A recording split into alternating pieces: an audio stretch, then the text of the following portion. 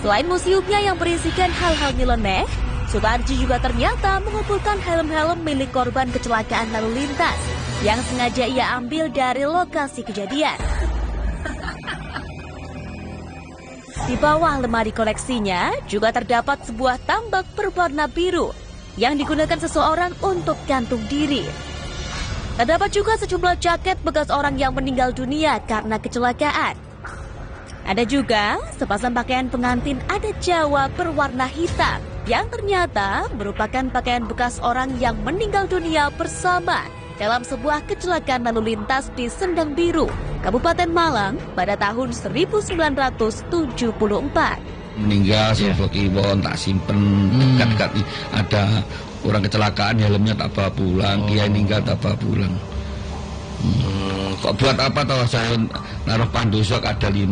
Buat ingat saya kepada Tuhan, keluar tahu. Oke, aku besok mati. Iya. Rezeki mati jodoh kan tidak tahu, yang tahu kan Tuhan. Di balik hobinya yang ekstrim, Sutarji merupakan orang yang penuh dengan ceria dan kenangan, sehingga membuat koleksi uniknya tidak hanya sekedar benda mati, tetapi juga menyimpan berbagai kisah dari masa lalu. Meskipun hantu yang ia impikan tak kunjung datang, Sutarji tetap setia dengan hobinya. Pemirsa, ada apa dengan dunia malam hari ini akan beralih ke Amerika Serikat? Kebiasaan Jennifer sungguh membuat manusia pada umumnya tercengang. Bagaimana tidak? Selama 20 tahun terakhir, Jennifer telah mengonsumsi lebih dari 8 kasur sejak kecanduannya memakan busa saat usianya masih 5 tahun. Di tengah manusia yang tergila-gila dengan kue atau makanan lezat lainnya, berbeda dengan Jennifer yang mengatakan bahwa busa kasur lebih menggoda. Kebiasaan unik ini bermula dari Jennifer yang menemukan spons di dalam mobil keluarganya. Dari situlah, kebiasaan ini mulai melekat di dalam diri Jennifer hingga sulit dihentikan. I like my mattress plain and straight up. I know mayonnaise, butter, none of that. There's like a hard texture, like my taste buds are all, kind of like a guitar. Mulanya, Jennifer menganggap kebiasaan ini akan hilang seiring berjalannya waktu. Sayangnya, makin sini Jennifer malah semakin menjadi-jadi. Bahkan, pada suatu hari, busa pada kasurnya sudah berhasil ia makan tanpa tersisa sedikit pun. Alih-alih akan berhenti, Jennifer justru melanjutkan memakan busa kasur milik sang ibu. Tiptoeing in here to get it. The reason why I'm not eating my own mattress is because I ate my mattress already. I start off with the good stuff. The good stuff to me is the pillow top itself. Then I go down to this part. I cut it. After that, I just start ripping it as I go. Merasa dirinya semakin aneh, Jennifer akhirnya memutuskan untuk berkonsultasi dengan dokter. Mendengar pernyataan tersebut, dokter langsung memperingatkan Jennifer untuk segera menghentikan kebiasaannya ini. Karena dapat menyebabkan penyakit hati, usus tersumbat, bahkan dapat memperpendek usianya. Dilansir dari Detik Health, selama ini Jennifer tidak pernah mengalami masalah kesehatan yang signifikan. Selain dengan ia yang seringkali mengeluarkan gas. Alhasil, menurutnya untuk menghentikan kebiasaan ini tidaklah mudah. Kebiasaan unik ini mungkin terlihat sepele atau bahkan menggelikan bagi sebagian orang. Tetapi bagi Jennifer, kebiasaan memakan busa telah menemaninya hingga puluhan tahun. Pemirsa, bagaimana menurut Anda? Kebiasaan Jennifer ini tidak untuk ditiru ya? Pemirsa, tak hanya Sutarji dan Jennifer yang memiliki kebiasaan unik. Seorang pria di Amerika Serikat, Dennis Hefner, juga melakukan kebiasaan unik yang dilakukannya sebagai upaya pencarian jati diri. Dennis memutuskan untuk mengubah penampilannya secara radikal demi menyerupai seekor kucing. Tak tanggung-tanggung, Dennis menggandeng Steve Howard, seorang seniman dan inovator modifikasi tubuh terkenal untuk mengubah tubuhnya. Dennis bahkan rela menghabiskan banyak uang untuk memenuhi hasrat transformasinya. Perubahan penampilan Dennis mulai nampak terlihat ketika dirinya selesai melakukan prosedur bifurkasi, yakni pembelahan bibir atas. Tak berhenti sampai di situ, Dennis juga menambahkan daun telinganya. implan silikon di pipi dan dahi, penyesuaian gigi, menggambar tato layaknya motif kucing, hingga melakukan banyak piercing di wajahnya. Dennis rupanya tak hanya mengubah penampilannya, lambat laun ia juga mengubah perilakunya. Mulai dari memakan daging mentah hingga memanjat pohon. Nyatanya, usaha Dennis tak sia-sia. Ia dijuluki Stalking Cat dan menjadi orang terkenal hingga mendapatkan rekor Guinness pada 2008 dan menerima gelar transformasi paling permanen yang terlihat seperti binatang. Everything I see and do, I relate to as a cat. I'm told I purr in my sleep, so. Black and orange stray cat sitting on the fence. Ain't got enough dough to pay the rent. Dilansir dari Wallipop, Dennis lebih menyukai dirinya sebagai hewan daripada manusia.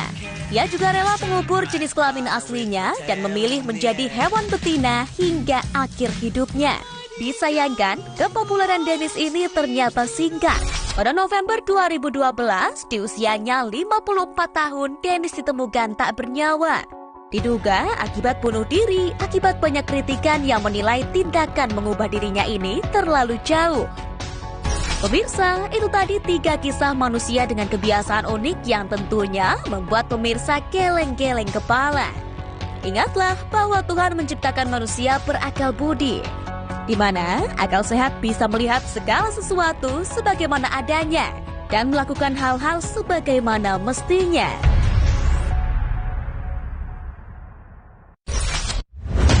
Berita selanjutnya di Ada Apa Dengan Dunia. Pemirsa, hubungan saudara akan selalu terikat kekal selamanya. Namun, tali persaudaraan terkadang putus karena masalah dalam keluarga. Tak jarang, permasalahan itu berujung pada petaka, hingga nyawalah yang menjadi taruhan. Ada Apa Dengan Dunia malam ini akan membahas mengenai pertumpahan darah di keluarga. Berikut informasi selengkapnya.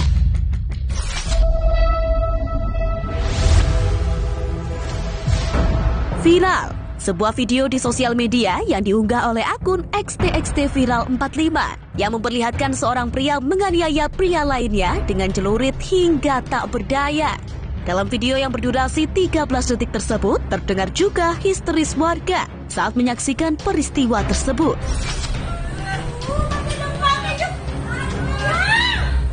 Setelah viralnya video tersebut, duduk perkara mengenai insiden berdarah yang terjadi di Telanagan, Kabupaten Pamekasan, Madura pada 17 Juli 2024 lalu pun berhasil terungkap. Rupanya, 2 orang dalam video itu bernama Alim dan Rahim yang masih terikat tali persaudaraan.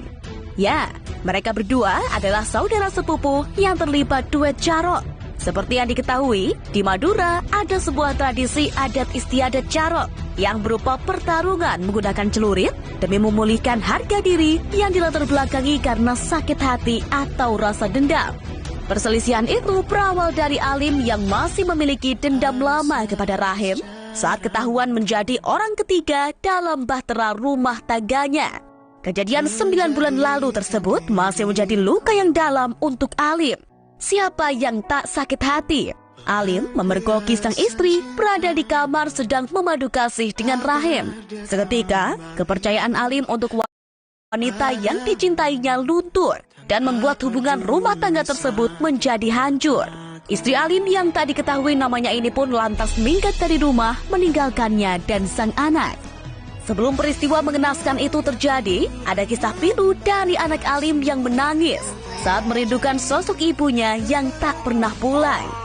Melihat anaknya menderita karena hal tersebut, Alim pun teringat dengan perasaan sakit hati yang belum memaafkan hubungan terlarang istri dan sepupunya itu. Dengan kendaraan bermotor dan celurit yang sudah ia persiapkan, Alim pun menuju ke rumah Rahim dan berteriak memanggil namanya. Adu mulut pun terjadi antar saudara sepupu tersebut. Tak menemukan solusi dari perdebatan itu, Rahim pun mengambil pentungan, sedangkan Alim mengambil sebilah celurit tajam. Amarah Alim pun semakin mempuncak saat Rahim mencoba untuk mengambil celurit yang dipegangnya. Alim yang sedang kelap mata itu menyabetkan celurit ke bahu kiri Rahim hingga terjatuh. Alih-alih berhenti karena melihat saudaranya sudah terkapar, Alim justru masih terus menganiaya tubuh Rahim secara bertubi-tubi hingga tewas di tempat dengan keadaan bersimbah darah. Puas menghilangkan nyawa sepupunya, Alim pun menyerahkan diri ke rumah kepala desa setempat hingga akhirnya diamankan oleh pihak berwajib. Kasus penganiayaan yang mengakibatkan korban meninggal dunia.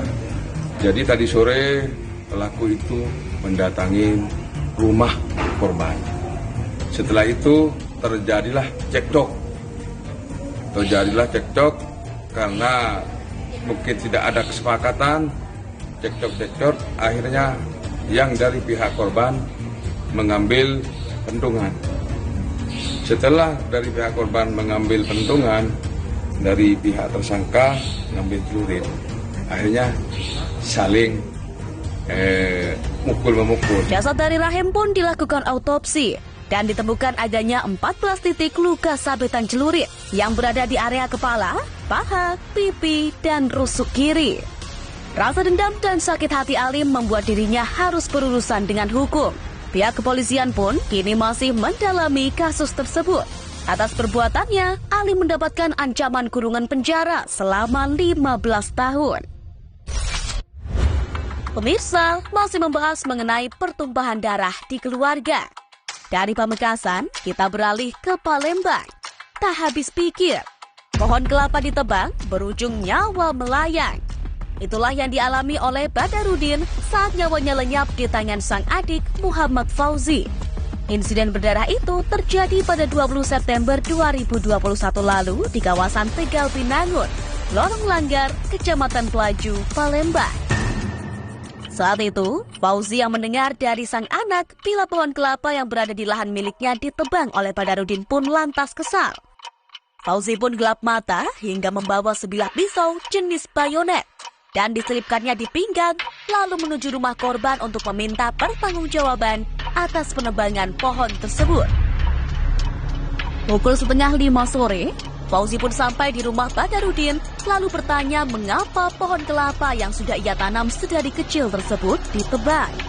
Pendengar ocehan sang adik membuat Badarudin ikut geram hingga melontarkan perkataan kasar. Suasana pun semakin memanas.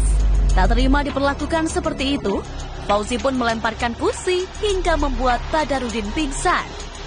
Romlah, ibu dari Fauzi dan Badarudin pun sempat melerai perkelahian anak-anaknya tersebut. Seolah tutup mata dan telinga, Fauzi yang sedang hilang akal pun mengambil sebilah bambu panjang, lalu menikam paha kanan korban hingga tak lama kemudian Badarudin dinyatakan meninggal dunia. Meski orang-orang menganggap menebang pohon kelapa miliknya merupakan persoalan sepele, namun tidak untuk Fauzi yang menyimpan banyak kenangan saat menanam pohon kelapa tersebut hingga tumbuh besar. Namun sakit hati karena pohon kelapanya ditebang bukan berarti nyawa menjadi bayarannya. Warga yang mengetahui insiden berdarah ini pun tak diam dan melaporkan Fauzi ke pihak kepolisian. Tak lama, kasus ini pun diusut oleh Polsek Pelaju dan diketahui jika Fauzi sedang bersembunyi di rumah kerabatnya yang tidak jauh dari tempat kejadian. Setelah mendapat dari informasi dari masyarakat, kami langsung merapat ke TKP, langsung mencari tersangka. Dan alhamdulillah tersangka belum sempat lari jauh. Setelah dilakukan penyelidikan, Fauzi seolah berpura-pura tak mengetahui jika Badarudin tewas seketika setelah dianiaya olehnya. Fauzi pun mengaku menyesal. Tahu nggak kalau kakak itu sudah meninggal di tempat, tahu nggak? Oh, waktu itu lari udah ngertian ya, Pak. Jadi kau nggak tahu? Nggak tahu. Nyesel nggak? Nyesel, Pak.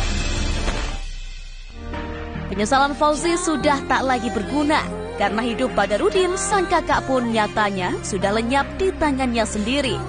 Fauzi pun harus melalui kehidupannya di balik jeruji besi. Pemirsa, itu tadi informasi terkait pertumpahan darah di keluarga. Semoga dari dua kasus yang diangkat bisa menjadi perenungan bagi kita semua agar setiap masalah yang ada diselesaikan dengan kepala dingin dan bukan dengan baku hantam, apalagi sampai menghilangkan nyawa. Ingatlah, jika ikatan persaudaraan adalah hadiah terindah dari Sang Pencipta. Di luar nalar, senang dilihat telanjang seorang pria ambil pesanan ojol dengan bugil. Selengkapnya setelah yang satu ini.